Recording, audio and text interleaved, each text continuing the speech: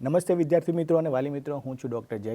ફરી એકવાર પોડકાસ્ટમાં આપનું સ્વાગત છે. આજે આપની સમક્ષ અને આપણી સાથે જોડાયેલા છે ડૉક્ટર હર્ષિલ શાહ સર, જે એક સાયકેટ્રિસ્ટ છે, અને આ વિશે આપણે વાત આગળ કરીશું, એની કરિયર જર્ની વિશે, અને જે પણ પ્રોબ્લેમ બાળકોને આવી રહ્યા છે જ્યારે સ્ટડી કરતા હોય ત્યારે, કે અત્યારે જોવા મળતા પ્રોબ્લેમ જે બાળકોની માનસિક કન્ડિશન ઉપર કે એના માનસિક સ્ટ્રેસ જે આવી રહ્યો છે એના ઉપર જે વાત કરવાના છે.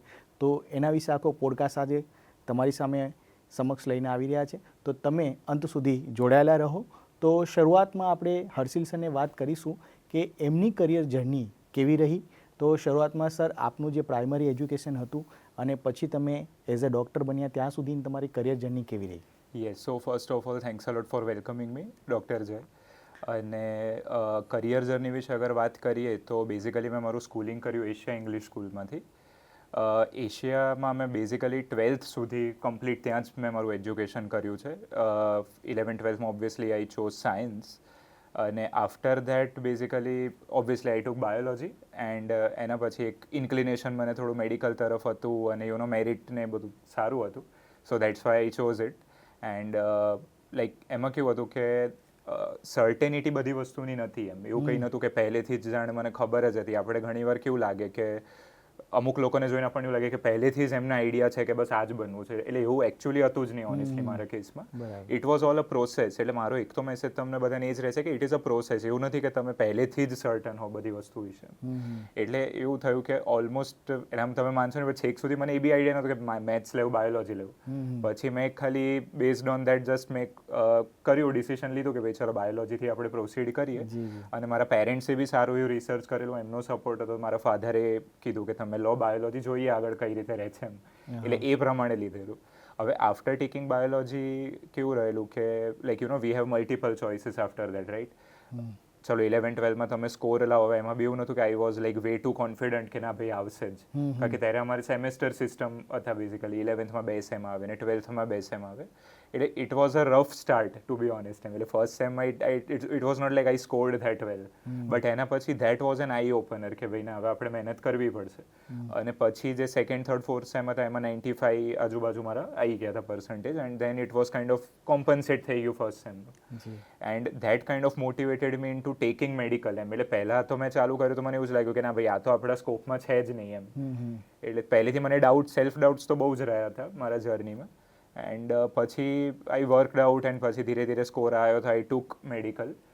એન્ડ ઇવન અગર આફ્ટર ધેટ બી તમે અગર જર્ની પૂછો તો એમાં કેવું હતું કે હવે ફોર એક્ઝામ્પલ, પહેલાં તો કોઈ એવો માણસ જેને શ્યોરિટી ના હોય એને સૌથી પહેલાં મેડિકલ મળી જાય, that itself was a big thing for me.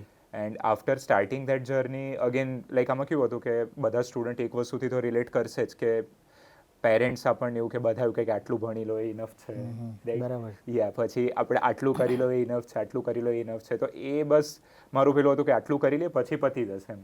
But પછી અલ્ટિમેટલી કેવું હતું કે જેમ કે તમે મેડિકલ લો, હવે મેડિકલ લો એમાં બી પછી તમને બીજા એના 5.5 વર્ષનું આવે, first year, second year, third year. એટલે it was all like a mountain, one step at a time. But now the thing was કે એકવાર આપણે ચાલુ કર્યું પછી it was an overwhelming journey. Even એમબીબીએસમાં ફર્સ્ટ યરમાં એનું જે એનાટોમી, કેમિસ્ટ્રી, બધું અલગ અલગ જેના આવે સબ્જેક્ટ્સ. સો એનાટોમીથી અગર ચાલુ કરીએ તો that was also very complicated, detail subject. But with time બધું ધીરે ધીરે વર્કઆઉટ થયું, one step at a time લીધું ને પછી બધું ક્લિયર થયું. એન્ડ ઇવન લાઈક આખું મારું એમબીબીએસ પત્યું, જેમ મેં તમને કીધું કે એક વર્ષ one thing at a time લીધું. એના પછીની તમે ફરી જર્ની ચૂઝ કરો તો અગેન આ જ વસ્તુ આવી હતી કે નીટ પીજી આવ્યું. પહેલાં તમારું યુજીનું હતું, પછી નીટ પીજી, એક એનાથી બી બહુ મોટું ઓબ્સ્ટેકલ. તો એમાં બી it was not like I was very confident કે આ જ જોઈએ છે. બટ યસ, ડ્યુરિંગ ઇન્ટર્નશિપ વસ્તુઓ ક્લિયર થઈ હતી મારે, કે ફોર એક્ઝામ્પલ એક તો તમે કેટેગરાઇઝ કરી શકો કે સર્જિકલ બ્રાન્ચ જોઈએ છે કે મેડિકલ બ્રાન્ચ જોઈએ. તો સર્જિકલ નથી લેવી એ મેં પહેલેથી વિચારેલું હતું કે એ તો નથી જ લેવી એમ. હવે વાત રહી તમારી મેડિકલ બ્રાન્ચીસની, તો એમાં બી કેવું હતું કે સાયકેટ્રી એક એવી વસ્તુ હતી જે મને થોડી યુનિક લાગેલી. એટલે તમારા બેઝિકલી ઇન્ટર્નશિપ, આપણા રોટેશન્સ હોય ફાઇનલ યર એમબીબીએસ પછી, એ રોટેશનમાં થોડો મને આઈડિયા આવ્યો કે ભાઈ તમે હ્યુમનના ઇમોશન જોડે રિલેટ કરી શકો. Every person as a different story to tell. જ્યારે બીજા બધા કેસીસમાં બી નો ડાઉટ કે એવરી બ્રાન્ચમાં અલગ અલગ કેસ હોય, but when it comes to psychiatry, each and every person is unique, અને એમની એક બધા પર્સનની સ્ટોરી બી યુનિક હોય. So it was something which interested me. And એના પછી કેવું હતું કે I gave NEET PG first ટ્રાયમાં મારો એવો ખાસ સ્કોર હતો નહીં, કારણ કે again as I mention I was not that confident with it. After that I took a drop, 1 year drop, જેમાં કમ્પ્લીટ ડેડિકેશન મેં ભણવામાં જ રાખેલું ફોર ધ અનધર ટ્રાય. અને એમાં પછી with my hard work and luck and all, તમે બધું જે બી માનો, સ્કોર આવી ગયો અને પછી મને બીજે મેડિકલ કોલેજમાં MD સાયકેટ્રી મળ્યું. So that was something. It is obvious hard work. Yeah okay, psychiatry જે સબ્જેક્ટ છે તમે જે ચૂઝ કર્યો, Yeah. હવે nowadays it's a very huge, yes. અને અત્યારે ઘણા લોકોને એમાં લેવું છે સામે ચાલીને કે ના હવે મારે નોન સર્જિકલ બ્રાન્ચમાં જવું તો પેલા લોકો સાયકેટ્રીને પસંદ કરી રહ્યા છે, કેમ કે અત્યારના લોકોને જરૂર છે. તમને અત્યારે સાયકેટ્રિક જે પ્રોબ્લેમ્સ આવી રહ્યા છે, તમે જ્યારે સ્ટડી કરતા હતા ત્યારે તમને પોતાને કંઈ એવો એક્સપિરિયન્સ થયો હતો 10th માં 12th માં, અથવા જ્યારે તમે વાત કરી કે એક ક્લેરિટી નહોતી પણ મારા માઇન્ડમાં હતું, જેમ કે કોન્ફિડન્સ ગેઇન કરવો, તમે યુઝ કર્યું કે મારો કોન્ફિડન્સ એટલો નહોતો અથવા તો તમારો ગોલ એક ક્લિયર નહોતો, તો ત્યારે એ સમયે, કેમ કે એ એટલા માટે તમને આ ક્વેશ્ચન પૂછી રહ્યો છું કે અત્યારે જે 10th માં અને 12th માં છોકરાઓ છે જેના પણ આ જ પ્રોબ્લેમ હોઈ શકે કે હજી કે ક્લેરિટી નથી, અથવા તમે કહ્યું કે પછી મેં મારું આખું બિલ્ડ જે તમે બિલ્ડ કર્યું, જે પ્રોસેસમાં તમે ગયા કે ના હવે મારે કંઈક કરવું છે, આમાં પર્સન્ટેજ સારા નથી આવ્યા, તો એ કઈ રીતના તમે ત્યાં સુધી પહોંચ્યા એના વિશે થોડીક તમે. શ્યોર. એટલે આમાં છે ને એક વસ્તુ સૌથી ઇમ્પોર્ટન્ટ હું એ કહેવા માંગીશ કે જેમ મેં કીધું ઇટ ઇઝ અ પ્રોસેસ. એટલે તમને દર વખતે સર્ટેનિટી હોય જ કે આ જ કરવાનું છે એવું જરૂરી નથી. એ પ્રોસેસમાં તમને ધીરે ધીરે ખબર પડશે કે ભાઈ શું સારું છે શું નહીં, મારા ઇન્ટરેસ્ટમાં શું છે શું નહીં. બટ એક વસ્તુ મેં નિયમ રાખેલો કે તમે અગર ફોર એક્ઝામ્પલ કોઈ બી એન્ટ્રન્સ એક્ઝામ લો, બરાબર, તો તમારો ફોકસ એ હોવો જોઈએ કે એન્ટ્રન્સમાં મારું બેસ્ટ કરું. યસ. કારણ કે તમે એન્ટ્રન્સમાં બેસ્ટ કરશો તો તમારી જોડે બધા ઓપ્શન છે જ, પછી તમે ચૂઝ કરી શકશો આ લેવું કે પેલું લેવું. હવે એમાં કોક વાર કેવું થાય, હવે એક સ્ટ્રગલ એવી છે જેનાથી હું બી પાસ ઓન થયો છું અને મારા ઘણા બધા કલીગ્સ બી પાસ ઓન થયા છે કે હવે ફોર એક્ઝામ્પલ એ લોકો બધું જોઈ લે કે મેડિકલમાં શું, ડેન્ટલમાં શું, ફિઝિયોથેરાપીમાં શું, બધી વસ્તુઓમાં, અને એના પછીનું એ રિસર્ચ કરી લે કે આમાં હું આ લઈશ, પહેલાં આ લઈશ, પછી આમ તેમ. એટલે મને આમ એવું થતું કે ભાઈ પહેલાં તો આપણે સ્કોર લાવવો પડશે એન્ટ્રન્સમાં, પછી આપણી જોડે બધા ઓપ્શન ઓપન થવાના. એટલે મેં એક ફોકસ રાખેલો કે ભાઈ તમે એન્ટ્રન્સ ઓરિએન્ટેડ વિચારો, બીકોઝ વન્સ એક્ઝામમાં તમને સ્કોર આવી ગયો પછી you have all options open. અને ઇવન આફ્ટર MBBS જ્યારે તમે MDની એન્ટ્રન્સ આપો એમાં બી ઘણી વાર એવું થાય કે આપણે પહેલેથી જ રિસર્ચ કરી રાખીએ અને એકચ્યુઅલી એક્ઝિક્યુશન, એટલે ફોર એક્ઝામ્પલ તમે એક્ઝામ આપો એની પહેલાં તો બધા 10 વિચારો એ કરે કે હું સર્જન બનીશ તો આવું બનીશ, આમાં આમ સ્ટ્રગલ, આમાં તે. અમુક લોકો મેડિકલ કોલેજીસ અપ્રોચ કરવા માંડે કે શેમાં શું. બટ અગેન મારો પર્સનલ મેસેજ એવું રહેશે કે તમે એન્ટ્રન્સ ઓરિએન્ટેડ વિચારશો, કે તમે ખાલી એટલું માઇન્ડસેટ રાખો કે ભાઈ એન્ટ્રન્સમાં હું થાય એટલું મારું મેક્સિમમ આપી દઉં, તો એમાં જે તમે સ્કોર લાવશો પછી ઓપ્શન ખુલ્લા છે જ તમારી જોડે. એ તમે એટલું બધું એનાલિસિસ બહુ વધારે પડતું કરી લો અને મેઇન વસ્તુમાં તમે એક્ઝિક્યુટ નહીં કરો તો that itself is a hurdle, and એ તમે analysis paralysis is the word. અને ઓવર થિંકિંગ ને લીધે પછી તમે તમારો ટાઈમ પણ એમાં બગડશે અને તમે વધારે ટાઈમ નહીં આપી શકો તમારી પ્રિપરેશનમાં. તો પ્રેપ તમારી વધારે સારી હોવી જોઈએ તો તમે આગળ. એક્ઝેક્ટલી. તમે એનાલિસિસ વધારે કરો બટ પછી તમારું જે પ્રિપેરેશન હોય એમાં જ અગર ખામી આવશે તો પછી તમને કંઈ બનવું હોય, ચલો ટોપ 5 બ્રાન્ચમાં તમને આવવું હોય, બટ એ વિચારમાં તમારી પ્રિપેરેશન બગડીને એમાં તમને સ્કોર ના કર્યો તો મળવાનું નથી પછી. તો અગેન ટાઈમ બગડશે, ફરી વખત તમારે મહેનત કરવી પડશે, એ કરવું પડશે. તમે જ્યારે આ બ્રાન્ચ ચૂઝ કરી, એ ચૂઝ કર્યા પછી તમારી એ જર્ની રહી, તમે કહ્યું કે દરેક હ્યુમન, દરેક પાસે એક પોતાની સ્ટોરી છે. નાવડેઝ લોકો છે ને એક ઇમોશન્સને સમજી રહ્યા છે અને જે વર્ડ અત્યારે બધા માર્કેટમાં ફરી રહ્યો છે એ ઇમોશનલ, એટલે કે ઇમોશનલ ઇન્ટેલિજન્ટ, બરાબર. તો EI એનો હવે જેમ આપણે AI કહીએ છીએ એ રીતના EI પણ એક આપણા સાયકેટ્રી ફિલ્ડમાં એક વર્ડ છે, રાઈટ. દરેકના ઇમોશન્સ અલગ અલગ હોય, એના ઉપર કંટ્રોલ રહેવો એ પણ જરૂરી છે. એ કંટ્રોલની બહાર જાય એટલે તમારી પાસે આવવું પડે. બિલકુલ બિલકુલ. તો આ જે ઇમોશન્સ છે એની થોડી વાત આપણે કરીએ કે એક કેવા પ્રકારના ઇમોશન્સ હોય છે, ખાસ કરીને બાળકોમાં કેવા ઇમોશન્સ જોવા મળતા હોય. પરફેક્ટ. તો સૌથી પહેલાં આમાં છે ને ઇમોશન્સ વિશે અગર વાત કરીએ ને તો એક મેં વસ્તુ એ બી નોટ કર્યું છે કે લોકોને છે ને એક જનરલ નેગેટિવ કન્સેપ્ટ હોય ઇમોશનલથી. લાઈક અમુક લોકોને આમ કેવું લાગતું હોય કે ના ઇમોશનલ હોવું એટલે ખરાબ. અમુક લોકોને એવું બી થતું કે હું ઇમોશન કેમ ફીલ કરું છું. There are many different youngsters બી આવે, એમાં અડલ્ટ્સ બી આવે કે અગર આટલા ઇમોશન હું ફીલ જ ના કરત તો પછી મને પ્રોબ્લેમ જ ના હોત. બટ હવે ધેટ ઇઝ નોટ પોસિબલ. ઇમોશનના કેવું છે કે પોઝિટિવ બી છે, નેગેટિવ્સ બી છે. પોઝિટિવ્સ એના એ છે કે તમે ઇમોશનલ છો એટલે તમે બીજા લોકોને સમજી શકશો. અગર ઇમોશન જ નહીં હોય તો તમે ના તો કોઈ ફ્રેન્ડશિપ ડેવલપ કરી શકશો, ના તો કોઈ બોન્ડ ડેવલપ કરી શકશો. એટલે it has both pros and cons. Second, emotional જેટલું રેગ્યુલેટેડ રહેશે એટલું વધારે સારું. લાઈક ફોર એક્ઝામ્પલ, અગર કઈ વસ્તુ થઈ ને તમે એકદમ એંગર આઉટબર્સ્ટમાં આવી જાઓ તો એ અનહેલ્ધી ઇમોશન કહેવાય. બટ તમને આમ કઈ વસ્તુ ના ગમી તમે હેલ્ધીલી એક્સપ્રેસ કરી લીધી તો તમારો like basically we can say કે એ ઇમોશન એક રેગ્યુલેશન કહેવાય. હવે now coming to the child part જે તમે કીધું, તો હવે મેઇન વસ્તુ આમાં શું આવે કે ચાઇલ્ડમાં ને એડલ્ટમાં તમે સાયકેટ્રિક ઇશ્યુની વાત લઈ લો કે ઇમોશન એક્સપ્રેસની વાત લઈ, બંને બહુ અલગ રીતે એક્સપ્રેસ થાય. કે હવે એક અડલ્ટને ખબર હોય કે ભાઈ મને આ વસ્તુ નથી ગમતી, આઈ એમ ડિપ્રેસ્ડ, આ વસ્તુનું આવું છે, તો ધેર આર ચાન્સીસ કે હી મે બી એબલ ટુ એક્સપ્રેસ હજી કે ભાઈ મને આ વસ્તુ થઈ રહી છે. હવે બાળકને એડોલેસન્સના કેસમાં કેવું હોય કે એ લોકો એટલા કમ્પ્લીટલી શ્યોર ના હોય વોટ ધે આર ફીલિંગ, તો કોક વાર એ ડિરેક્ટલી ના કહી શકે but it may come in form of some sort of subtle behaviour. એટલે અમે એને for example school refusal is a term, temper tantrums, બરાબર, નાની નાની વસ્તુમાં જીદ કરવી, નાની નાની વસ્તુમાં ગુસ્સો કરવો. હવે એ ગુસ્સાના ફોર્મમાં બહાર આવતું હોય બટ એની પાછળની ફિલિંગ કંઈક અલગ હોય. એટલે ચાઇલ્ડ ને એડોલેસન્સમાં ઇમોશન એક્સપ્રેશન અડલ્ટ્સ કરતાં કંઈક અલગ હોય છે. અને એમાં જેમ મેં તમને કીધું બીજા બી અલગ અલગ લક્ષણો આવે, જેમ કે ફોર એક્ઝામ્પલ સોશિયલ આઇસોલેશન, અગર મિત્રોથી થોડા અલગ થઈ જવું, પેરેન્ટ્સ જોડે બહુ કમ્યુનિકેટ ના કરવું, સ્કૂલમાં ના જવું, એકેડેમિક સ્કોર્સ તમારા ડિક્લાઇન હોવા. એટલે બહારથી આપણને આ બધું વસ્તુ દેખાતી હોય બટ એની પાછળના ઇમોશન્સ કદાચ ચાઇલ્ડ એડોલેસન્સમાં વેરી કરી શકે. એટલા easily they may not be able to express as an adult. Yes. એવું પણ ઘણી વખત સર તમને આપણે જાણવા મળે છે કે 10th સુધી બાળક એકદમ તમને લાગે સ્કોલર છે, 11 અને 12થમાં જાય છે તરત જ એના દરેક માર્ક્સ બધું ડ્રોપ થવા માંડે છે.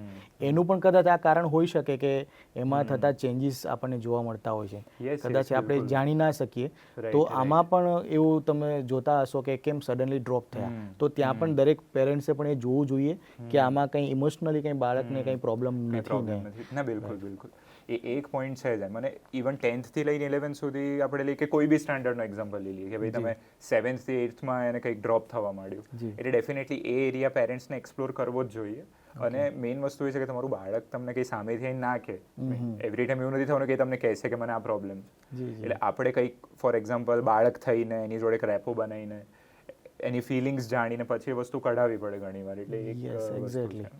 બહુ સારી વાત કરી તમે. અને સાથે સાથે હું અહીં એક વસ્તુ આપના માધ્યમથી પૂછવા માંગીશ કે કોઈ પણ બાળકને માની લો કે કોઈ સબ્જેક્ટ સિલેક્શનમાં કે કોઈ માની લો કે કોઈ એક બાળક છે, પેરેન્ટ્સને તો હંમેશા એવું કે મારો છોકરો ડૉક્ટર કે એન્જિનિયર કે કોઈ સારી જગ્યાએ જ જાય, પણ બાળકની અમુક ફિલિંગ્સ આપણે સમજી નથી શકતા, અથવા તો એક એવરેજ સ્ટુડન્ટ છે. તમે જોતા હશો કે એટલી બધી તમે એન્ટ્રન્સ એક્ઝામની વાત કરી, આ વખતે એન્ટ્રન્સ એક્ઝામમાં 60,000 લોકોએ નીટ આપી, આપણી પાસે સીટ 7,000 અરાઉન્ડ છે. હવે ઘણા બધા લોકોને આમાં એડમિશન નથી મળી રહ્યું. એનું એક રીઝન એ પણ છે કે એવરેજ સ્ટુડન્ટ હોય અને પછી એને ફક્ત ને ફક્ત આપણે એ પ્રેશર કરી કે ના તારે ડૉક્ટર માટે જ પ્રિપરેશન કરવાની છે કે તારે એન્જિનિયરિંગ માટે જ જવાનું છે, તો એની જે માનસિક જે મનોવ્યથા જે હશે એ બાળકના માનસિક પેલા ઉપર કઈ રીતના અસર કરતી હોય છે. યસ. હા, એટલે આ બહુ એક ટ્રેન્ડિંગ કન્સર્ન છે, ઇમર્જિંગ કન્સર્ન છે. એટલે એક તો જેમ તમે કીધું કે આને આપણે અમારા લેંગ્વેજમાં લેબલિંગ કહીએ કે આપણે પહેલેથી એના પર લેબલ ચિપકાઈ દે કે ના ભાઈ આ જ બનશે કે આ જ બનશે. હવે એ ડેફિનેટલી એક પ્રેશર તો એ બાળકના માઇન્ડમાં ક્રિએટ કરવાનું જ છે કે ભાઈ ના, એમને એક ઓલરેડી એ બાળક ક્લૂલેસ હોય, એને ખબર ના હોય કે ભાઈ શું કરું શું નહીં, અને આ એમણે એક ઇમ્પોઝ કરી નાખ્યું હોય, બરાબર. એટલે એ ડેફિનેટલી એમને પ્રોબ્લેમેટિક થવાનું જ છે. કારણ કે ઘણી વારમાં કેવું થાય કે જેમ તમે કીધું કે કદાચ એ એરિયામાં એવરેજ હોય બટ એના ટેલેન્ટ કોઈ બીજી જગ્યાએ હોઈ શકે કે ભાઈ એને કદાચ આર્કિટેક્ટ કે સ્ટ્રક્ચરલમાં કંઈક વસ્તુ છે, આર્ટિસ્ટિક એની કંઈ ક્રિએટિવિટીમાં વધારે આગળ જતો હોય, તો એમાં એ એવરેજ ના બી હોય. બટ જ્યારે આવા કોઈ લેબલ્સ ઇમ્પોઝ કરવામાં આવે તો ડેફિનેટલી પછી કેવું થાય કે અગર એને ના ગમતું એને કરવું પડે તો એ અલગ અલગ ટાઈપના ઇશ્યુઝ એનામાં પેદા થવાના જ છે. લાઈક ફોર એક્ઝામ્પલ જેમ મેં તમને હમણાં જ કીધું સ્કૂલ રિફ્યુઝલ કે કોલેજ રિફ્યુઝલ, તમે માની લો કે ભાઈ અગર એ બાળક કે એ એડોલેસન્સ તમે માની લો કે એને જવું જ નથી ગમતું, એને એ સબ્જેક્ટ નહીં ગમતું, તે જવાનો જ નથી. પછી હવે ફોર એક્ઝામ્પલ પેરેન્ટ્સ અગર એમને એવું કહે છે કે તું તમે કેમ નહીં જતા, કેમ તું જતો નથી સ્કૂલે કે કોલેજ, તો ઓબ્વિયસલી એને એ જ કહેશે કે ભાઈ મને જ્યારે ગમતું જ નથી આ બ્રાન્ચ તો પછી જવાનો શું મતલબ એમ. એટલે એક ઇનડાયરેક્ટ પ્રેશર ક્રિએટ કરે, અને ના ગમે તો સ્કૂલ રિફ્યુઝલ બહુ વધારે કોમન છે, કોલેજ રિફ્યુઝલ ઇઝ વેરી કોમન, જેમાં ના જાય, બંક મારે કે પછી કોઈ બીજા જ પાર્ટે ચડી જાય, like substance use, smoking addiction, that is also one concern. અને બીજી વસ્તુમાં કેવું થાય, બીજી વસ્તુ મને એ બી પોઈન્ટ આઉટ કરવી છે કે ઘણીવાર એડલ્ટ્સને કેવું હોય કે એ લોકો બાળકના જે ઇશ્યુઝ હોય ને એને આમ સાવ અંડરમાઇન કરી દે. અંડરમાઇન એટલે કે આવું બધું તો થાય એમ. હવે એક કદાચ 15 વર્ષનો છોકરો એના મમ્મી પપ્પાને એવું કહે છે કે મારા લાઈક સ્કૂલમાં મારું મજાક ઉડાવવામાં આવે છે કે બુલિંગ કરવામાં આવે છે, જે અગેન એક ઇમર્જિંગ કન્સર્ન છે. રાઈટ તો હવે અગર તમે એને સાવ શટ ઓફ કરી દેશો કે આવું તો થાય છે, હજી તો આમ છે તેમ છે, તો એમાં કેવું થાય કે એના જે મેઇન પ્રોબ્લેમ છે એને તમે અંડરમાઇન કરી દે.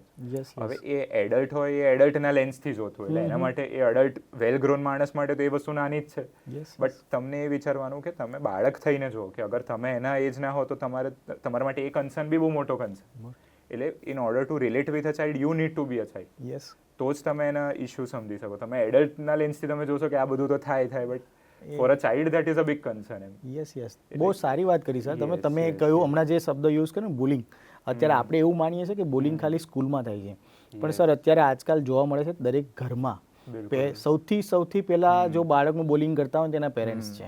એ અલગ અલગ રીતે એને ખબર નથી કે હું આનું બોલિંગ કરી રહ્યો છું, પણ જો બાળકની જગ્યાએ તમે જે વસ્તુ કીધી એકદમ બહુ જ સારી કરી કે પોતે બાળક બનવું પડશે. જો તમારે બાળકનું મન જે એની માનસિકતા તમારે એના માઇન્ડસેટ સમજવો હશે તો તમારે બાળક બનવું પડશે. તો સર આ જે તમે કહ્યું ને એટલા બધા સિમ્ટમ્સ આપણે જોવા મળતા હોય છે, છતાં પણ પછી જે આવે છે ઇમોશન્સ બધા જે આવે છે એ બધા એંગર મેનેજમેન્ટ સુધી લોકોને જવું પડતું હોય છે. ઘણી વખતે આપણે એવું પણ જાણવા મળે છે કે બાળક પેરેન્ટ્સ અને બાળક વચ્ચે પણ પ્રોબ્લેમ થયા છે અને ઘણા બધા ઇશ્યુઝ ઘરમાં પણ ચાલતા હોય છે. ઘણા લોકો પોતાના બજેટની બહાર જઈને પણ ખર્ચ કરતા હોય છે એજ્યુકેશનમાં, અને એ પણ આવી એવી જગ્યાએ કે જ્યાં ખરેખર એ રોંગ ડિરેક્શનમાં જવું જ ના જોઈએ. તો અહીંયા આપના માધ્યમથી એ જાણવા મળ્યું કે બાળકને જે ગમતી વસ્તુ છે, એમાં જે સ્કિલ છે, એમાં ટેલેન્ટ છે, એમાં વધારે ધ્યાન આપવું જોઈએ, નહીં કે પછી એને પ્રેશર કરીને કોઈ એક દિશામાં ધકેલવો જોઈએ. એક્ઝેક્ટલી. અને આમાં જે તમે વસ્તુ હાઇલાઇટ કરી કે એ આડા પાટે જાય, હવે એમાં સુસાઇડાલિટી સુધી બી જઈ શકે, જે અગેન એક બહુ મોટો પ્રોબ્લેમ. હવે પેરેન્ટ્સને કદાચ એ ઝોન સુધી એ લોકો આવે જ નહીં કે ભાઈ આણે કેમ કર્યું, બટ અગેન મેઇન રીઝન જ એ હતો કે તમે એમને સમજી ના શક્યા, તમે જે એમના ટેલેન્ટ તરફ જે એમને ડાયરેક્ટ કરવું જોઈએ ત્યાં તમે ના કરી શક્યા, અને આપણા જ પ્રેશરો આપણે એમની ઉપર મૂકતા રહે કે ભાઈ આ જ કરો આ જ કરો. હા, અને પેરેન્ટ્સ પણ સેલ્ફ અવેર નહોતા કે હું આજે પ્રેશર કરી રહ્યો છું છે કે નહીં. એટલે અત્યારે દરેક જગ્યાએ દરેક સ્કૂલમાં અથવા તો દરેક પેરેન્ટ્સને પોતાના બાળક માટે એક પ્રાઇમરી કાઉન્સેલિંગ પણ કરાવી લેવું જોઈએ કે નહીં. આ એક વસ્તુ એક નોર્મલ છે. જેવી રીતના આપણે અમુક સમય પછી આપણે હેલ્થ ચેકઅપ કરાવતા હોય છે, તો મારું માનવું છે કે અત્યારે દરેક પેરેન્ટ્સે પોતાના બાળકની સ્થિતિ નોર્મલ છે કે નહીં, જો તમારા ઘરમાં થોડું બી તમને એવું જાણવા મળતું હોય કે તમે બાળકને કંઈ કહી નથી શકતા અથવા તો તમે જાણી નથી શકતા, બાળક તમને કશું કહી નથી રહ્યું, તો જરૂરી છે કે એનું પ્રાઇમરી નોર્મલ એક કાઉન્સેલિંગ કરાવવું. એક્ઝેક્ટલી. ના બહુ જરૂરી વસ્તુ છે. અને બીજી વસ્તુ આમાં એ બી છે કે આપણે એવું બી નથી કે દર વખતે આપણે પેરેન્ટ્સને જ બ્લેમ કરીએ. કદાચ પેરેન્ટ્સ એ રીતે કહેતા હોય કે ભાઈ બાળકનું ફ્યુચર સારું થાય, એટલે at times it's not like parents are only at fault or the children are at fault, but એક કેવું અન્ડરસ્ટેન્ડિંગની વસ્તુ છે કે તમને બાળકનું સારું ફ્યુચર જોઈએ, બટ એ પ્રોપર ડિરેક્શનમાં તમે જો એને રાખશો તો એ વધારે બેટર રહેશે. અને કાઉન્સિલિંગને જે તમે વસ્તુ કીધી એને એટલે આપણે અમારા લેંગ્વેજમાં સ્ક્રીનિંગ બી કહેવાય. સ્ક્રીનિંગ એનો મતલબ શું છે કે ખાલી આપણે જોઈએ છે કે કઈ તકલીફ છે કે નહીં. એટલે તમે અગર બાળકને સાયકોલોજિસ્ટ, સાયકેટ્રિસ્ટ કોઈ બી પ્રોફેશનલ જોડે લઈ જાઓ છો તો પહેલેથી એવું મગજમાં પેલું લેબલ ના રાખો કે ભાઈ એને તો કઈ પાગલ થોડી છે કે એને લઈ જવું. કે એક બહુ મોટું સ્ટિગ્મા છે જે બધાને થતું હોય જ્યારે સાયકેટ્રિસ્ટને બતાવીએ એની પહેલા. એટલે એટલીસ્ટ તમે ઓપન માઇન્ડથી જાઓ કે ભાઈ કઈ ઇશ્યુ હશે તો ખબર પડશે, નહીં હોય તો નહીં હોય. ઇટ્સ નોટ લાઈક કે તમે આવશો એટલે આપણે લેબલ જ કરી દઈશું કે ભાઈ આને આ જ છે કે તે જ. તમે ખાલી ઓપન માઇન્ડથી જાઓ કે કઈ પ્રોબ્લેમ છે તો જાણવા મળે. મોટા ભાગે નહીં હોય તો કહેશે ડોક્ટર કે જે બી પ્રોફેશનલ તમને કહેશે કે ભાઈ કશું નથી, પ્રિવેન્શન તમને મળશે કે આવું થાય છે તો definitely prevention is better than cure. જવામાં કઈ ઇશ્યુ છે નહીં. Right, exactly. તો સર આપણે અહીંયા થોડીક વાત એ પણ કરીએ કે આ જે બાળકો હોય છે 12th સ્ટાન્ડર્ડ સુધીના, અને પછી એ પણ કરીએ કે જે યુનિવર્સિટી લેવલમાં જે જતા હોય છે, તો એમાં પ્રાઇમરી તમને આમાં જે તમારી પાસે જે કેસીસ આવતા હોય છે એમાં કેવા ઇશ્યુઝ જોવા મળતા હોય છે? Yes, it's a good question. આમાં કેવું છે કે હું અલગ અલગ સ્પેક્ટ્રમમાં ડિવાઈડ કરવા માંગીશ આને. યસ. કે એક ફોર એક્ઝામ્પલ મેજર સ્પેક્ટ્રમ થઈ ગયું તમારું એકેડેમિક સ્ટ્રેસ, જેની આપણે વાત કરી છે કે હાઈલી કોમ્પિટિટિવ એન્વાયરમેન્ટ. પહેલા તો એ બાળક જે હવે ફોર એક્ઝામ્પલ મેં તો એવું જોયું છે કે તમે કેટલા બી સ્માર્ટ હો ને, તમે જ્યારે 11th 12th કે નીટ કે આ બધી કોમ્પિટિટિવ એક્ઝામમાં આવો તો તમને એ જ ફીલ કરવામાં આવે કે ભાઈ તમે કશું નથી, ઇવન તમે જે બી હો. બિકોઝ એટલું કોમ્પિટિટિવ આજકાલ થઈ ગયું છે કે લોકો પહેલેથી જ ચાલુ કરી દે ભણવાનું. રાઈટ. કે ના મને બસ આ MBBSમાં કરવું છે, PGમાં કરવું છે, એટલે નીટની પ્રિપેરેશન પહેલેથી જ ચાલુ કરી દો. એટલે whatever you do it is not enough. એ એક ફિલિંગ તમને ક્યાંક ને ક્યાંક સબકોન્શિયસલી મેં બી ફીલ કરી દેમ કે આપણે આપણું બધું આપી દઈએ તોય કોક તો સારું છે જ ભાઈ, બધા સારા તો છે જ. એટલે એક હાઈલી કોમ્પિટિટિવ એન્વાયરમેન્ટ છે, એક બહુ મેજર રીઝન બનતું હોય છે સ્ટ્રેસનું. અને જેમ મેં તમને કીધું કે જે ફોર એક્ઝામ્પલ ડિફિકલ્ટ સ્ટડીઝ એમ ભણતર જ એટલું અઘરું ધીરે ધીરે થઈ ગયું છે, પેલું લેવલ જ એટલું વધી ગયું છે કે એ સ્ટ્રેસ બી આવવાનો જ છે. હા જી. અને કોક વાર અગર તમે ઇન્ટરેસ્ટેડ નથી ને તમે બ્રાન્ચમાં આવી જાઓ એનું સ્ટ્રેસ, તો એક આ એકેડેમિક સ્ટ્રેસ આપણે સ્પેક્ટ્રમ ગણી શકીએ. બીજું જે પેરેન્ટલ એક્સપેક્ટેશન હોય, બરાબર, એ સેકન્ડ અગર આપણે આસ્પેક્ટ ગણીએ ને તો રિલેશનશિપ રિલેટેડ ઇશ્યુ, રાઈટ? તો relationship related issues are also very common, કારણ કે આમાં કેવું છે કે એડોલેસન્સ અને એડલ્ટ જ એ ફોર એક્ઝામ્પલ એ બાળક જ્યારે એનું ટ્રાન્ઝિશન થતું હોય, ટીનેજમાં આવે, ધીરે ધીરે મોટું થાય, તો કેવું હોય કે એને હોર્મોનલ સર્જ થવાના છે, એટલે એક નોર્મલ અટ્રેક્શન બીજા પાર્ટનર તરફ ડેવલપ થશે. હવે આમાં ઘણી વાર કેવું હોય કે એ જ્યારે હોર્મોનલ ફેઝ આવતો હોય ને ત્યારે they are not sure about it, અને બહુ સેન્સિટિવ ટોપિક છે એટલે બધા વાત ના કરવા માંગે કે સેક્સ્યુઅલ એજ્યુકેશનની તમે વાત માંડી. તો હવે it is very important actually એના વિશે એજ્યુકેટ કરવું, પણ ત્યારે બાળકને અગર વસ્તુ ના ખબર હોય તો કોક વાર એવું બી થાય કે ભાઈ કોઈ couple of guys are there, કોઈક છોકરાઓ છે છોકરીઓને ફોર એક્ઝામ્પલ હેરેસ કરી દે. હવે એમાં કેવું છે કે ઓબ્વિયસલી એ જે એક્ટ છે ખોટી જ છે, બટ મે બી એના હોર્મોનલ સર્જના કારણે એને ખબર જ નથી કે શું સાચું શું ખોટું, કે વાઇસે વર્સા બી થાય, છોકરી છોકરાને બી હેરેસ કરી શકે એવું કંઈ નથી. But again some of this acts are done because they are not aware, એ લોકો મેચ્યોર નથી કે ભાઈ આ મને હોર્મોન્સ મારા એક્ટ કરી રહ્યા છે એટલે મને આવું થાય. અને કોક વાર એવું થાય કે તમે લેબલ કરી લો કોઈને, તમે કોઈને અબ્યુઝિવ વર્ડ્સ યુઝ કરી લો, અને again coming back to this relationship thing, તો તમને કોઈના તરફ અટ્રેક્શન થઈ ગયું, તમને રેસિપ્રોકેટ ના થયું, સામેવાળાએ ના પાડી, આમ તેમ, કે even if you are in sum ongoing relationship તો બ્રેકઅપ થઈ ગયું. એટલે એક આ રિલેશનશિપ રિલેટેડ જે એરિયા છે એ બી એક બહુ મેજર એરિયા છે જેના બહુ જ કેસ આવતા હોય છે. અને ઘણી વાર એવું થાય કે પેરેન્ટ્સને ના ખબર હોય, આ કઈ બધી વસ્તુઓ બાળક એમનું જે ચાઇલ્ડ હોય ના જ કહેતું હોય, એમ આ બધા એરિયાઝ જ એવા છે કે જે એટલા ઇઝીલી એ લોકો વાત ના કરે, એટલે એક આ સ્પેક્ટ્રમ થઈ ગયું. અને બાકી પછી again substance use, smoking, alcohol, tobacco, આ બધું જે અલગ ટાઈપનું છે. ફોર્થ એડિક્શનમાં જઈએ તો સ્ક્રીન એડિક્શન, રાઈટ? તો એ one of the major emerging concern છે જ. તો એક છે. એટલે આપના કહેવા પ્રમાણે જો બાળકને એક એવું પણ કહી શકીએ કે આપણે સ્ક્રીનિંગ જે તમે વાત કરી, માની લો કે સ્ક્રીનિંગ માટે પણ આપણી પાસે આવે છે બાળક, ત્યારે આપણે સ્ક્રીનિંગ કરીને પણ કહી શકીએ અને એને એજ્યુકેટ પણ કરી શકીએ ઇન ધ સેન્સ કે તમારે એટલે આ વસ્તુ છે પણ એટલી વસ્તુ ધ્યાન આપશો તો તમને પ્રોબ્લેમ નહીં આવે. બીજું તમે જે વાત કરી ને કે આ બધી વસ્તુ હોવાની શક્યતા છે, આ પ્રાઇમરી વસ્તુ છે, તો એને એક આઉટલેટ પણ ના મળતું હોય કે મારે કોને વાત કરવી, અને એ એવા લોકો પાસે જાય કે એના ફ્રેન્ડ સર્કલ પાસે બહુ તો એના ફ્રેન્ડ, અને એ પાછા કેવી વાત કરવાના છે, બધા સારા નથી હોતા, કેવું સર્કલ એને મળ્યું છે, એમાં મેચ્યોરિટી લેવલ પણ એને ખ્યાલ ના હોય, એને પોતાને જ ખબર ન હોય કે બીજાને શું ગાઈડ કરવું છે. અને સૌથી વધારે વાત કરી સ્ક્રીનની, તમે જે વાત કરી ને, અત્યારે સ્ક્રીન ઉપર એટલા બધા લોકો છે અને એટલી બધી વસ્તુ તમને આપી રહ્યા છે કે તમને આખું તમારું એક કે ને ખોરાક ખાવા માટે આપણે ખાતા હોઈએ પણ ઓવર ઇટિંગ થાય છે, એ રીતના ઓવર સ્ટિમ્યુલેશન જે જોવા મળે છે. તો સર આ વાત પણ આપણે અહીંયા ડિસ્કસ કરવા માંગીએ છીએ કે મોબાઈલની ઇમ્પેક્ટ બાળકને કેટલા લેવલ સુધી થતી હોય છે અને એ સ્ક્રીનિંગ ટાઈમ માટે આપણે શું કરી શકીએ સર એમ? એટલે એક વસ્તુ આમાં છે કે હું અગર તમને આનું શરૂઆતથી ચાલુ કરીએ ને તો આમાં કેવું થાય કે જ્યારે બાળક નાનું હોય ને ત્યારે ફોન પકડાવવામાં આવે, અને એનો મેઇન રીઝન તમે જોયું છે ને કે એક તો કેવું, એક મોડેલિંગ કરીને એક ટર્મ હોય છે. એ મોડેલિંગનો શું મતલબ કે આપણે જે બિહેવિયર એક્ઝિક્યુટ કરીએ એ જ બાળક જોઈને કરશે. એટલે અગર તમે બાળક સામે સ્ક્રીન યુઝ કરો છો તો એ તમારાથી એ જ શીખશે. એટલે પહેલાં તો કેવું છે કે ત્યાંથી જ એની શરૂઆત થાય કે એક બાળક ધીરે ધીરે મોટું થાય, એ જો મમ્મી પપ્પા તો ફોન પર છે તો ભાઈ ચલો ને આપણે એક્સપ્લોર કરીએ કે આ શું છે, એનાથી એને ફોનની ક્યુરિયોસિટી જાગે. બીજી વસ્તુ કેવું હોય કે જે મેં તમને એક વર્ડ યુઝ કર્યો, ટેમ્પર ટેન્ટ્રમ્સ, કે કોક વાર ગુસ્સો કરે તો ચલો ફોન પકડાઈ દઈએ, એ બી બહુ એક કોમન રીઝન હોય છે કે હવે બાળક બહુ સીન ના ક્રિએટ કરે કે બહુ ગુસ્સે ના થાય તો ફોન આપી દઈએ, સૌથી નાનો શોર્ટકટ, સૌથી ઇઝી શોર્ટકટ, ફોન યુઝ કરશે બેઠો એટલે બધું પતી ગયું. હવે એના કારણે એ લોકોને ના ખબર કે લોંગ ટર્મમાં શું પ્રોબ્લેમ્સ થાય. શોર્ટ ટર્મમાં તો તમે એને શાંત કરી દો, બટ લોંગ ટર્મમાં એનું કન્ટેન્ટ એબ્ઝોર્બ કરે, પછી એ એડિક્ટ થાય. એટલે આ બંને બહુ મેજર સોર્સ છે. એક મોડેલિંગ, કે તમે અગર ફોન યુઝ કરો તો બાળક સામે એ તમને જોઈને શીખશે. બીજી વસ્તુ, જ્યારે આવું ગુસ્સો થાય ત્યારે તમે ફોન પકડાઈ દો તો એ એક બીજો સોર્સ. હવે ધીરે ધીરે કેવું થાય કે ફોનની જેમ હેબિટ થતી જાય તો તમને ખ્યાલ જ છે કે ફોન કેવી વસ્તુ છે, એનું જે સોશિયલ મીડિયા તમે માની લો, ગેમ્સ માની લો, તો it is programmed to hook us. કે તમે કોઈ રીલ્સનો એક્ઝામ્પલ લો કે કોઈ ગેમનો એક્ઝામ્પલ, રીલ એ લોકોએ બનાવી કેમ છે 1 મિનિટની કે 30 સેકન્ડની, કારણ કે ખબર આપણું અટેન્શન એટલું જ છે. તો હવે એ પતશે પછી તમને ફોર એક્ઝામ્પલ બીજું આપશે કે ભાઈ હવે આના પછી યુટ્યુબ શોર્ટ્સ તમે લઈ લો, ઇન્સ્ટાની રીલ્સ લઈ લો, તો એ બહુ ઇઝી રીચમાં છે. લાઈક તમે સ્વાઇપ કરશો તો એ તમને બહુ એવું સ્ટ્રેન નથી લાગવાનો બદલવા માટે. જી. એટલે તરત તમે એમાં હુકડ જ રહેવાના. હમ. અને બધી રીલ્સમાં they use specific type of hooks. એટલે હુક્સ એટલે એ જ વસ્તુ કે એ જોઈને જ આપણે ક્લિક કરી દઈશું જી જી કે અગર 5 પોઈન્ટ તમને કહેવાના છે તો 5th પોઈન્ટ સુધી તમે વેઇટ કરો તો તમને એક સિક્રેટ મળશે એવું ને. તો હા, right. એ જોઈને તમે 5th પોઈન્ટ સુધી તો પહોંચશો જ. હા. એટલે આ બધા અમુક સ્ટ્રેટેજી બધા યુઝ કરે જ છે જેનાથી આપણે હુક્ડ રહીએ. અને લાઈક જેમ મેં તમને કીધું કે સોર્સ કે ઓરિજિન કઈ રીતે એડિક્શનનું થાય બાળકના કેસમાં ફોનમાં, અને આ બધી વસ્તુઓ અને સેમ વસ્તુ ગેમમાં લાગુ પડે કે તમે એક લેવલ પાર કરો એટલે તમને કંઈક મળે.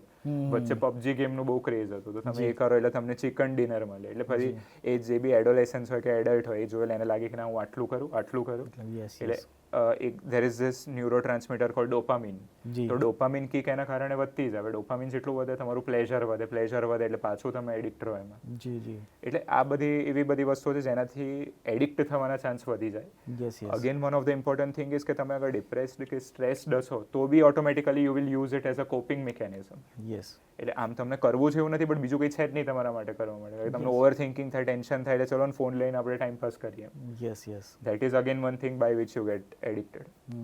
અને નાવ કમિંગ કે સ્ક્રીનનો ઇમ્પેક્ટ એક ચાઇલ્ડના કે એના અડલ્ટના બ્રેનમાં કઈ રીતે થાય. જી. તો એક તો કઈ રીતે થાય કે ફોર એક્ઝામ્પલ ટાઈમ વેસ્ટ. બરાબર, હા. ટાઈમ તમારો બગડશે તો તમે જે એકેડેમિક્સમાં ટાઈમ આપવાના હતા એ નહીં આપી શકો. તમારું કરિયર બગડશે. જી કારણ કે બધા જોડે લિમિટેડ ટાઈમ છે કે ભાઈ આટલો ટાઈમ હા. તમારી જોડે છે એમાં તમારે વાંચવાનું છે. જી એમાંથી અડધો ટાઈમ તમે ફોન પર આવી તમે ઓટોમેટિકલી પાછળ થઈ ગયા. એકેડેમિક્સ તો તમારું કોમ્પ્રોમાઇઝ થાય જ જી છે. બિલકુલ બીજી વસ્તુ તમારી વિઝન કોમ્પ્રોમાઇઝ થાય બીકોઝ એ સ્ક્રીનમાં તમે જો કરો એટલે.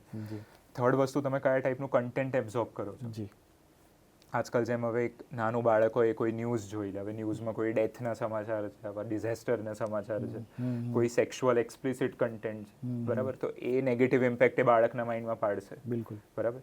અને આ બધી વસ્તુઓથી બી એન્ઝાઇટીના બધું ઇલનેસ એન્ઝાઇટી બધી અમુક પ્રોબ્લેમ્સ છે જે વધતી હોય છે એમ. જી કે અમુક કેસમાં મેં એવું જોયેલું છે કે કોઈ ડિઝીઝ વિશે એમણે જાણી લીધું, હવે એ ડિઝીઝના સિમ્ટમ્સ એને થવા માંડે એમ સાયકોલોજીકલ. કારણ કે એવું એણે વાંચી લીધું, એવું ક્યાંક જોઈ લીધું. જી બરાબર. એટલે આ બધા બહુ રીતે નેગેટિવ ઇમ્પેક્ટ મોબાઈલની તમારા માઇન્ડ પર પડી શકે એમ.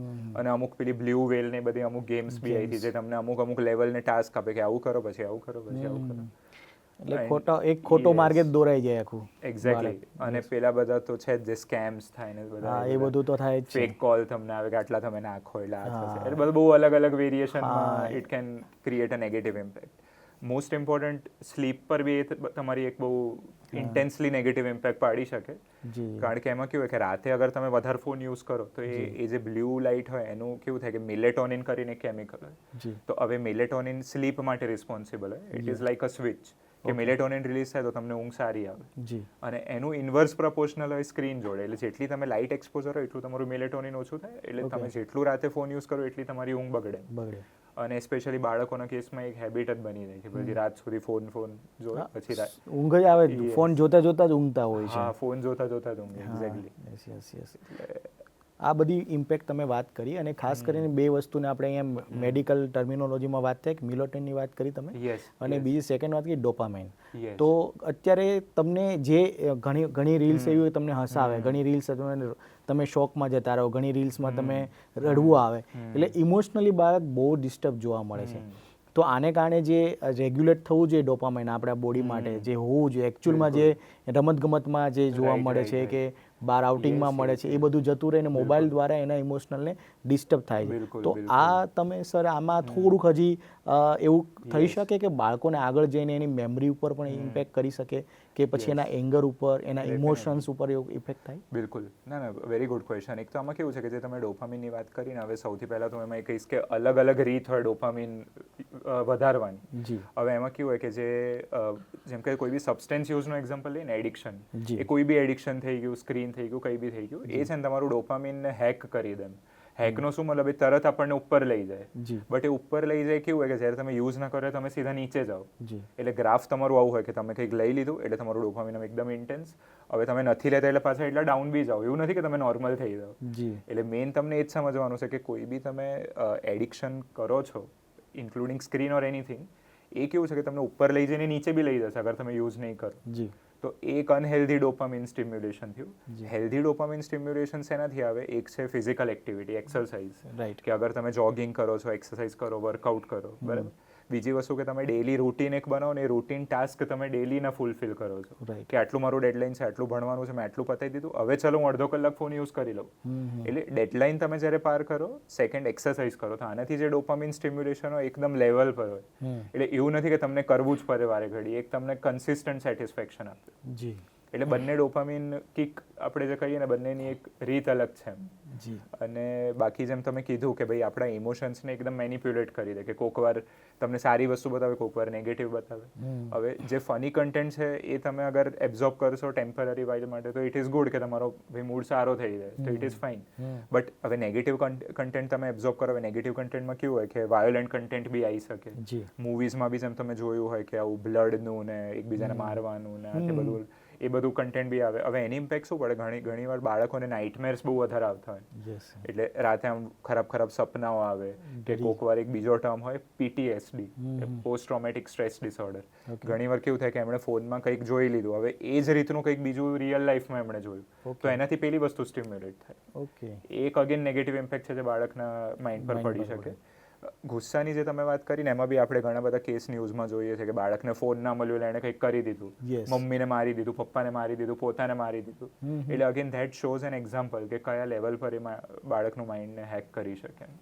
અને અનધર ઇમ્પોર્ટન્ટ થિંગ, જે મેં તમને સેક્સ્યુઅલ કન્ટેન્ટની વાત કરી, હવે એમાં કેવું હોય કે બિકોઝ બાળકને ના ખબર હોય શું સાચું શું નહીં, તો એ એવા કન્ટેન્ટને બી એબ્ઝોર્બ કરી શકે એમ, જેનાથી એની નજર અફેક્ટ થઈ શકે, the way he perceives people affect થઈ શકે. જી એટલે પછી એ બધું કેવું છે કે બાળક તો ઇમેચ્યોર જ હોય, એમાં પાછું આ બધું જોવે, એટલે બહુ અલગ રીતે નેગેટિવ ઇમ્પેક્ટ એ બાળકના માઇન્ડ પર પાડી શકે. શ્યોર, એ બહુ સારી વાત તમે ડિસ્ક્રાઇબ કરી અને ડિટેલમાં વાત કરી. હવે આના ઉપરથી એક વસ્તુ તો નક્કી થાય કે એટલું બધું એબ્ઝોર્બ કરવા માટે બાળક પાસે એ બ્રેઇન પાસે એટલું હોવું જોઈએ કે આપણે મેં પહેલાં વાત કરી પ્રમાણે કંઈક ખાવું, ઓવર ઇટિંગ થઈ ગયું, ઓવર સ્ટિમ્યુલેટ થાય બ્રેઇન, અને એના કારણે ઘણા બધા મેડિકલી કેસીસ પણ જોવા મળ્યા છે આપણને, કે એમાં ઘણા બધા બાળકો બહુ પોતાની લાઈફ જ આખી ખરાબ થઈ છે. અને આડા જે રસ્તા પછી આગળ જઈને મોટા થઈને પછી પણ એ લેતા હોય છે. શરૂઆતમાં બાળક એક કહેવાય કે મા બાપના પ્રેશરમાં હોય, પણ જ્યારે મોટા થાય છે, થોડા એડલ્ટ થાય પછી એ જ વસ્તુ એને નુકસાન કરી શકે, જે બ્લોક એના માઇન્ડમાં બની ગયા છે. તો સર, આ વસ્તુથી એક વસ્તુ નક્કી થાય છે કે બાળકને મોબાઈલમાં શું જોવું જોઈએ એ પેરેન્ટ્સે ડિસાઇડ કરવું જોઈએ. તો આમાં પેરેન્ટ્સનો એક રોલ હોઈ શકે છે. બિલકુલ. તો તમે જેમ વાત કરી કે બાળક મોડલિંગ કરતું હોય છે, પેરેન્ટ્સ જે કરતું હોય, એટલે ઘરની અંદર જ એવું એક એટમોસ્ફિયર બનાવવું જોઈએ કે જેથી કરીને બાળક મોબાઈલ તરફ ઓછું ધ્યાન આપે, એકેડેમિકમાં વધારે ધ્યાન આપે. એક્ઝેક્ટલી. સર, અત્યારે આ બધી વાત તો આપણે કરી કે નોર્મલ આ બધી વસ્તુ જોવા મળી રહી છે, પણ એવા કોઈ કહેવાય ને કે એક્સ્ટ્રીમ કેસીસ તમારી પાસે આવતા હશે જે આને કારણે બાળકોમાં જોવા મળતા હોય છે, અને એનું પણ શું પ્રિવેન્શન અને ટ્રીટમેન્ટ હોઈ શકે? બિલકુલ. હું એ જ વિચારતો હતો એકચ્યુઅલી તમે કહેતા હતા ત્યારે, અને એક વસ્તુ ત્યારે જ મારા માઇન્ડમાં ક્લિક થઈ કે જે મેં બધી વસ્તુની વાત કરી, એમાં એક બહુ જ ઇમ્પોર્ટન્ટ નેગેટિવ વસ્તુ હતી ગેમ્બલિંગ. હવે ગેમ્બલિંગ કેવી વસ્તુ છે કે તમે પૈસા નાખી દો, એમાં છે ને અમુક ગેમ્સ એવી બી આવે છે, ડ્રીમ લીગ ને દેર આર સમ નેમ્સ. હવે now the thing is that એમાં તમે પૈસા નાખો, બાળકને કેવું હોય કે બસ આ નાખું પછી બીજા જીતું, નોટ જસ્ટ બાળક but even adults. But especially because a child is immature, adolescence હોય કે ચાઇલ્ડ હોય, તો એ લોકો આના બી શિકાર બનતા હોય છે કે પૈસા નાખે ગેમમાં, પછી એમને એવું હોય કે હવે આટલા મેં લૂઝ કર્યા, હવે આ કોમ્પન્સેટ કરવા બીજા નાખું, પછી એ બી લૂઝ થયું, એ કોમ્પન્સેટ કરવા બીજા નાખું. It is like a cycle. એટલે કોક વાર મેં એવા બી કેસ જોયા છે જેમાં બાળકે એટલું મોટું નુકસાન કરી દીધું હોય અને પેરેન્ટ્સને ખબર જ ન હોય કે ભાઈ આ ક્યારે થયું. એમને એવું હોય કે ભાઈ આને તો આ બધું નહીં આવડતું હોય, બટ કોઈ બીજી સંગતમાં, ફોર એક્ઝામ્પલ કમ્પેનિયનશિપ, બેડ કમ્પેનિયનશિપ, કે એમના સ્કૂલમાં એવા બીજા કોઈ મિત્રો એવા મળ્યા જે પોતે ઇમેચ્યોર છે, એમને નહીં ખબર, એનાથી આણે શીખ્યું તો એ એમાં લાગ્યો, અને પછી આટલું મોટું નુકસાન થઈ ગયું, એમને બી ના ખબર હોય કે અહીંયા સુધી પહોંચી ગઈ વસ્તુ. અને ખોટા રસ્તે કોઈ રિલેશનશિપમાં બી આવી શકે. ભાઈ ફોર એક્ઝામ્પલ એક નાની છોકરી છે, ઇમેચ્યોર છે, બરાબર, અને કોઈ બીજાના સંગતમાં આવી જાય છે, બરાબર, એ મોટો છે, for example he some adult, અને એને નહીં ખબર શું સાચું શું ખોટું, અને પછી એમાં એના અબ્યુઝ થવાના ચાન્સીસ અનનેસેસરીલી, એ બી એક બહુ મોટો કન્સર્ન છે. એટલે આવા બી કેસીસ આવતા હોય છે. એટલે આ અમુક એક્ઝામ્પલ છે જે મેં તમને ગેમ્બલિંગના કીધા, પછી આજે ખોટા રસ્તે ચડી જવું એ કીધું. સબસ્ટેન્સ યુઝના બી એવા ઘણા મારી જોડે કેસ આવેલા છે કે પેરેન્ટ્સ પોતાના લાઈફમાં બિઝી હોય, એમને ખબર જ ના કે ભાઈ બાળક શું કરે છે શું નહીં, થોડો ટાઈમ આપી શકતો હોય, મે બી એમાં એમનો વાંક હોય બી ખરો, ના બી હોય કે વર્કિંગ હોય, ના ખબર હોય શું કરવું શું નહીં, ટાઈમ ના મળતો હોય મે બી, અને વાત બહુ વધારે આગળ પહોંચી ગઈ હોય. તો આઈ હેવ સમ એવા બી ક્લાયન્ટ્સ આવતા હોય, ટીનેજર જ હોય, એન્ડ કેનાબિસ, આલ્કોહોલ, એ બધા અબ્યુઝમાં એટલા આગળ જતા રહે કે એક એન્ડ સુધી તો એવું બી આવેલું કે એવી જીદ કરતો હતો એક છોકરો કે મને બાઇક લઈને આપો 1.5 લાખનું, નહીંતર ઉપરથી કૂદી જઈશ. This is a real example. Yes yes. નહીંતર આઈ વિલ જસ્ટ જમ્પ એમ. અને પછી પેરેન્ટ્સને કોઈ એવો ઓપ્શન રહે નહીં કે ભાઈ આને હવે બીજું શું કરીએ. અને એ જીદ પૂરી કરવી એ પણ એક પેરેન્ટ્સ માટે પણ એક ચેલેન્જ જ છે કે તમે જો એક જીદ પૂરી કરશો એટલે બીજી કરવાનો, બીજી કરશે. પછી એનું મનનું જે ધાર્યું હશે એ કરશે, અને જે Exactly, એના માટે exactly. સારું નથી હોતું Exactly. ઘણી વખત. અને ત્યાં જ પ્રોફેશનલનો રોલ આવે. હા એક્ઝેક્ટલી. તો હું અત્યારે એ જ પ્રશ્ન ઉપર આવવા માંગતો હતો yes. કે સર અત્યારે હાલમાં આટલા બહુ મેજર એક્સ્ટ્રીમ કેસીસ આવતા હોય છે, પણ આનું પ્રિવેન્શન જે સ્કૂલ લેવલના બાળકો હોય એના ઉપર આપણે કરી શકીએ છીએ. Yes, yes, તો સ્કૂલમાં શું આપના મત પ્રમાણે એવું જરૂરી છે કે આવું સ્ક્રીનિંગ કે એવું થવું જોઈએ? હા, સ્કૂલમાં એકચ્યુઅલી બહુ જરૂરી છે. અને સ્કૂલ કાઉન્સેલર્સ આવે, બરાબર. તો સ્કૂલ કાઉન્સેલર એવા લોકો છે જે એકચ્યુઅલી ઘણી સ્કૂલ્સ અપોઇન્ટ કરે છે, બરાબર. અને એ બેઝિક સ્ક્રીનિંગ માટે જ કરતા હોય કે બધા સાઈડનું એક ઇવેલ્યુએશન થવું જોઈએ, અને મે બી એવરી યર થવું જોઈએ ઇન્ટેક પહેલાં. જેમ કે હું અમુક ઇન્સ્ટિટ્યૂટ જોડે જોડાયેલો છું, ત્યાં એવું થતું હોય છે કે જેમ યર બદલાય એમ પહેલાં ઇવેલ્યુએશન થાય પછી જ આગળ કરવામાં આવે. બટ એમાં મારું એક રેકમેન્ડેશન કે એક મેસેજ ખાસ કરીને રહેશે બધાને કે તમે અગર સ્કૂલ કાઉન્સેલિંગ રૂમ રાખો ને તો એ કોન્ફિડેન્શિયલ રહેવું જોઈએ. મેં ઘણી જગ્યાએ એવું જોયું છે કે સ્કૂલ કાઉન્સેલર બી હોય, જગ્યા બી હોય મોટી, ઓપીડી ને બધું, પણ કોઈ જતું જ ના હોય. હવે એકચ્યુઅલી એવું નથી કે કોઈને કન્સર્ન નથી. એકચ્યુઅલી એવા સ્ટુડન્ટ છે જેમને જરૂર છે, બટ તમે હવે પબ્લિક ડિસ્પ્લેમાં રાખશો કે અહીંયા જવાનું, તો પછી કોઈ ના જાય શરમના કારણે. હવે તમે સમજો કે ફોર એક્ઝામ્પલ કોઈનો એવો સ્કૂલનો ટાઈમ છે 9 to 4, પછી બંધ થઈ જાય છે. એ 9 to 4 તમે ચાલુ રાખ્યું, હવે એમાં એ બાળકને એવો કન્સર્ન તો રહેવાનું જ છે કે એડોલેસન્સ હોય કે એડલ્ટ હોય કે અહીંયા જઈશ તો ભાઈ કોઈ જોઈ લેશે તો. એટલે તમે સ્કૂલ કાઉન્સેલર બી રાખો, રૂમ બી રાખો, but try to keep it confidential. એવો અલગ રૂમ રાખો જ્યાં એમને ના ખબર કે ભાઈ આ જાય છે. રાઈટ. એટલે એટલે એક જરૂરી વસ્તુ છે કે સ્ક્રીનિંગ થવું જોઈએ, સ્ક્રીનિંગ થવું જોઈએ. અને થવું જોઈએ તો એ કમ્પ્લીટલી કાઉન્સેલિંગ તમારું જે રૂમ હોવો જોઈએ એ સ્પેશિયલ પ્રોપર જગ્યાએ હોવો જોઈએ, પ્રાઇવેટલી હોવો જોઈએ. કેમ કે અત્યારે જ્યાં સુધી એ અવેરનેસ નહીં આવે કે મારે સ્ક્રીનિંગ સામે ચાલીને કરાવવું છે, ત્યાં સુધી તો કમ્પ્લીટલી આપણે પ્રાઇવસી લોકોની જોવી પડશે. અને ખરેખર પ્રાઇવસી એ મેઇન વસ્તુ છે, અને દરેક વ્યક્તિનો હક છે. અને જો તમારે કરાવવું છે કાઉન્સેલિંગ તો પ્રાઇવસી પણ તમારે એને આપવી પડશે, કેમ કે બીજા લોકોને હજી પણ એ અવેર નથી કે આ શું કામ એટલું બધું જરૂરી છે. તો અહીંયાથી આપણે હજી થોડા આગળ વધીએ અને એ લેવલ ઉપર જઈએ કે માની લો કે બાળકોમાં અમુક પ્રોબ્લેમ હોય જ છે, જેમ કે ઓટિઝમ છે કે બીજા અમુક બાળક એટલું સેન્સિટિવ છે કે વારંવાર ડિપ્રેસ થઈ જતું હોય, કે અમુક બાળક એવા હોય કે જે કમ્પ્લીટલી રિફ્યુઝલ સ્ટેજમાં હોય. તો એવા કેસીસ અમુક હોય છે, તો એને કઈ રીતના આપણે હેન્ડલ કરવા જોઈએ? પેરેન્ટ્સ માટે કઈ ચેલેન્જ હોય છે? યસ, એકચ્યુઅલી આમાં કેવું છે કે એક જેમ તમે વસ્તુ કીધી ઓટિઝમ, બરાબર. હવે આમાં કેવું છે કે બે થોડા અલગ અલગ ટાઈપના કેટેગરીમાં અમે ડિવાઈડ કરતા હોઈએ છીએ.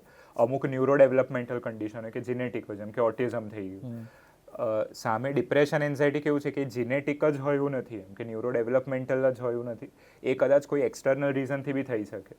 જ્યારે ઓટિઝમમાં કેવું છે કે ફોર એક્ઝામ્પલ એક ન્યુરો ડેવલપમેન્ટલ સિન્ડ્રોમ છે જેનો મતલબ કે એમાં બાળકની રિયાલિટી ટચ નથી, અને નહીં ખબર શું સાચું શું ખોટું. અને એક એવી કન્ડિશન છે જે કમ્પ્લીટલી ક્યોર નહીં થતી, અનફોર્ચ્યુનેટલી, બરાબર. એના અમુક બિહેવિયરલ સિન્ડ્રોમ્સ એવા હોય, ગુસ્સો, એંગર આઉટબર્સ્ટ, એને આપણે મેનેજ કરી શકીએ, but it cannot be completely cured. But હા, એના માટે પ્રોપર થેરાપીઝ આવતી હોય છે.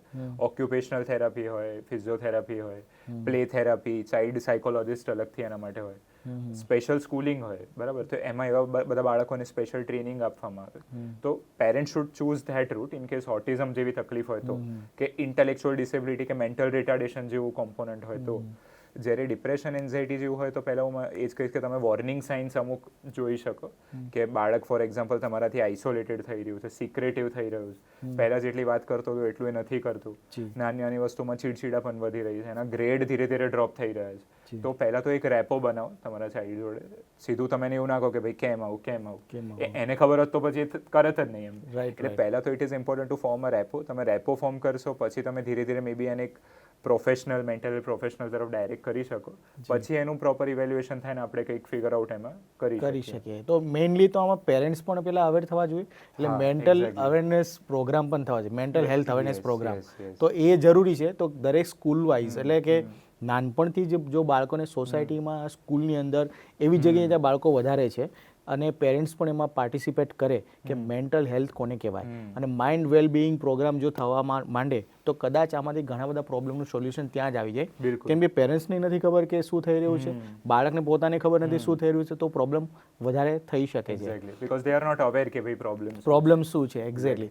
સર, આના સિવાય પણ તમે તમારા મત પ્રમાણે કંઈ કહી શકતા હોય કે આમાં કઈ કઈ વસ્તુ બીજી પણ હોય છે? Yes, sure. એક છે ને બીજી વસ્તુને હાઇલાઇટ કરવા માંગીશ, ADHD. અગર તમે સાંભળ્યું, ADHD છે ને આજકાલ બહુ ટ્રેન્ડિંગ ટર્મ થઈ ગયો છે. એટલે કોકો વાર કેવું હોય કે ઘણા પેરેન્ટ્સ બી આવે અને સ્ટુડન્ટ્સ બી આવીને કે મને લાગે મને ADHD છે. હવે એ લોકોનો કન્સેપ્ટ ADHD નો મતલબ શું થાય? Attention deficit hyper activity disorder. એટલે ક્યાં તો તમને ફોકસ કરવામાં પ્રોબ્લેમ થવું, ક્યાં તો હાઇપર એક્ટિવ બહુ હોવું, ક્યાં તો બંને.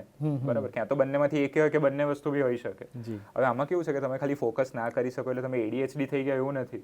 There can be many different reason કે તમને ઊંઘ ના આવી હોય રાતે તો બી તમે ફોકસ ના કરી શકો. બરાબર. કે પછી B12 ઓછું છે, કોઈ બીજી મેડિકલ તકલીફ હોય તો તમે ફોકસ ના કરી શકો. ડિપ્રેશનના કારણે ફોકસ ના કરી શકો એવું બની શકે.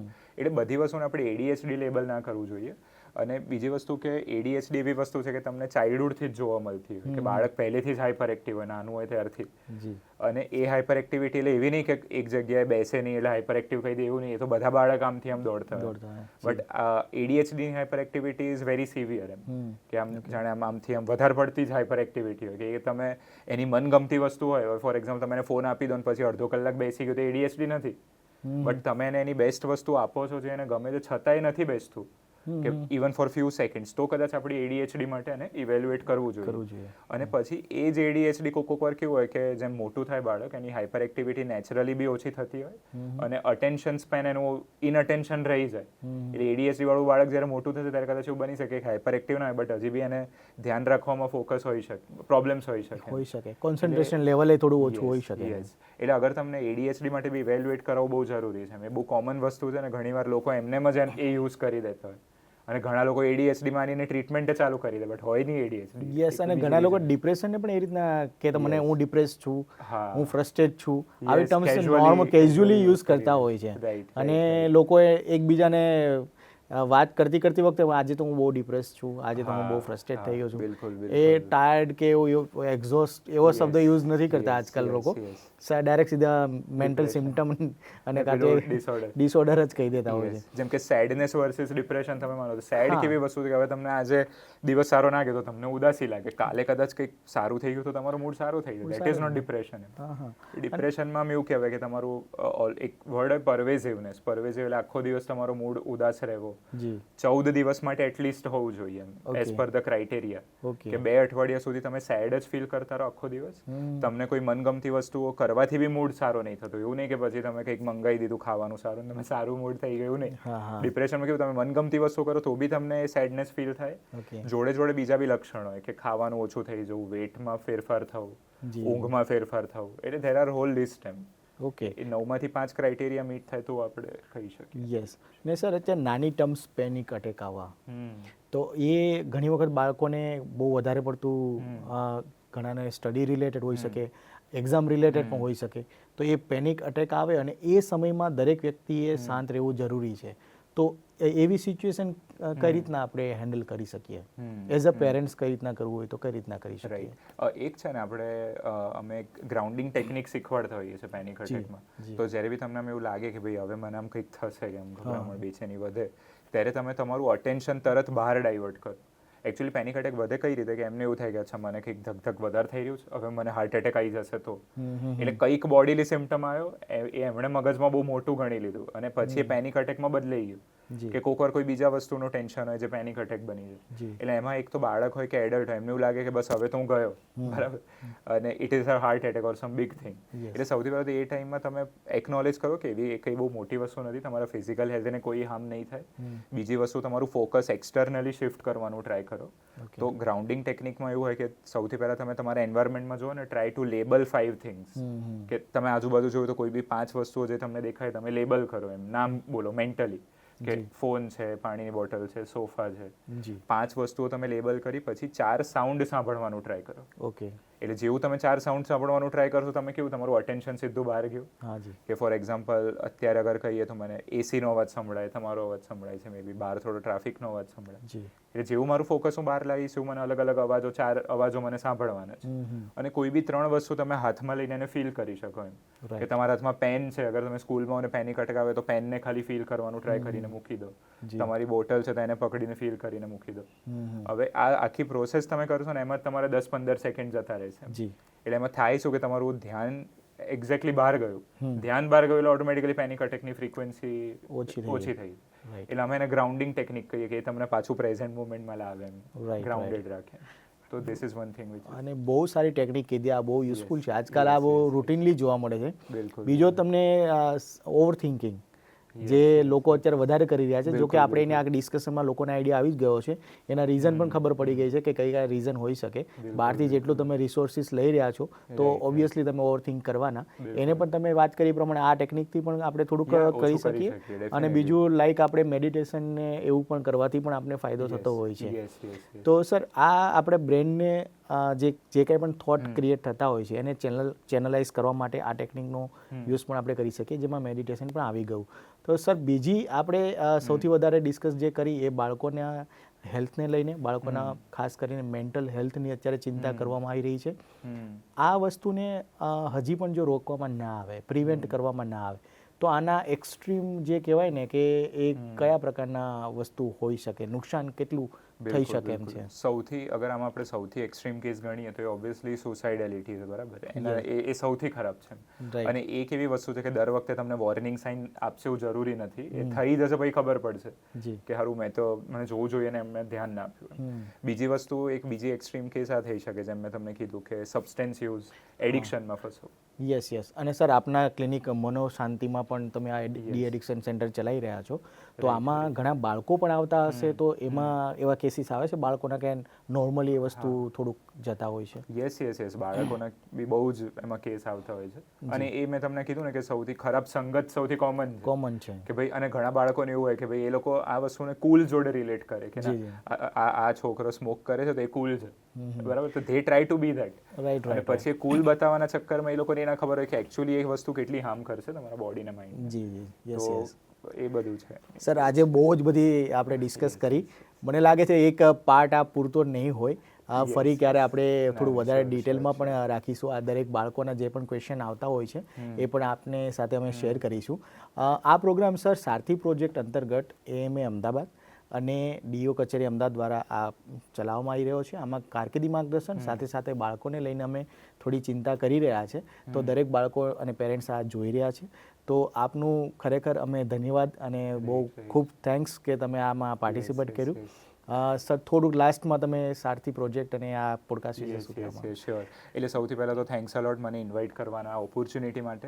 અને ઓબ્વિયસલી જેમ આપણે બધા અવેરનેસ પ્રોગ્રામની વાત કરી, સૌથી સારો અવેરનેસ પ્રોગ્રામ તો આપણો આ સારથી પ્રોજેક્ટનો છે જ, જેમાં કેટલી બધી વસ્તુઓ આપણે કેટલા શોર્ટ ટાઈમમાં ડિસ્કસ કરી લીધી. એટલે મને એવું લાગે છે કે ઓબ્વિયસલી આ પોડકાસ્ટને જે માધ્યમથી આપણે આગળ વધીએ છીએ અવેરનેસમાં, એ બહુ સારું કામ આપણે કરીએ છીએ. તમે obviously the project it self, કારણ કે કેવું થાય કે આ બધી વસ્તુઓ કેવી હોય કે ફોર એક્ઝામ્પલ તમે અડધા એક કલાકના પોડકાસ્ટમાં કેટલી બધી વસ્તુઓ બોલી શકો, અને એમાં કેટલું બધું આપણને નોલેજ જાણવા મળે, બધા ઇમ્પોર્ટન્ટ વસ્તુઓ વિશે.